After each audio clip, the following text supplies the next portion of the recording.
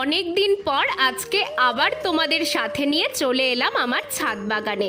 আমি আজকে এমন একটা জিনিস দেখাবো যেটা তোমরা কেউ কোনো দিনও দেখোনি। জানো, আমার ছাদ বাগানে সবচেয়ে কম যত্নে যেই গাছটা হচ্ছে সেটা হলো ড্রাগন গাছ। এই গাছটাতে না জল দিতে হয় না খাবার দিতে হয়, কোনো রকম যত্ন ছাড়াই একাই বেড়ে ওঠে এই ড্রাগন। তাই যারা ছাদ বাগানে কোনো ফল গাছ লাগাবে ভাবছো, সবার আগে ড্রাগন গাছটাই বসিয়ে ফেলো। এবার একটা জিনিস দেখায়, এতদিনে তো আমরা সবাই কম বেশি ড্রাগন ফল দেখেই ফেলেছি, কিন্তু কেউ কি কখনো ড্রাগন ফুল দেখেছো?